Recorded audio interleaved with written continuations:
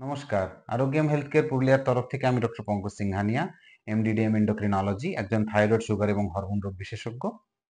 বাচ্চাদের ক্ষেত্রে আমরা সবাই জানি টিকা দেয়া হয় জন্ম থেকে শুরু করে বয়স একটা বয়স পর্যন্ত, 15-16 বয়স পর্যন্ত, তারও বেশি অনেক সময় টিকা দেয়া হয়।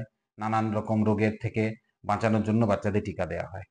কিন্তু বড়দের ক্ষেত্রেও টিকা হয় এই বিষয় কিন্তু আমরা জানি না, বা অ্যাডাল্ট ইমিউনাইজেশন, বড়দের ক্ষেত্রে টিকাকরণের ব্যাপারটা কিন্তু একটা গুরুত্বপূর্ণ জায়গা, যেটা নিয়ে আমরা আজকে আলোচনা করব।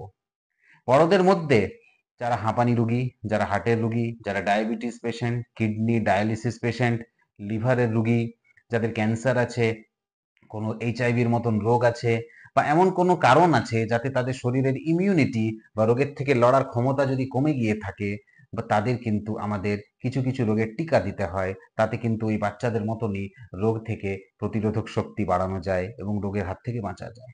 যেমন নিউমোনিয়ার টিকা, ইনফ্লুয়েঞ্জার টিকা, হেপাটাইটিস বি এর টিকা, শিঙ্গলসের টিকা কিন্তু বড়দের দেয়া যেতে পারে।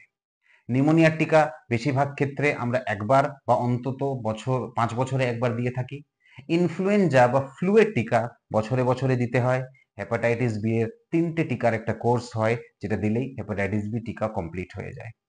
এই টিকাগুলো দিলে সত্যি এই রোগের হাত থেকে বাঁচা যায়। অনেকবার ডাক্তার দেখানোর খরচ, হসপিটালাইজেশনের খরচ এবং অকাল মৃত্যুর হাত থেকে বাঁচা যাবে।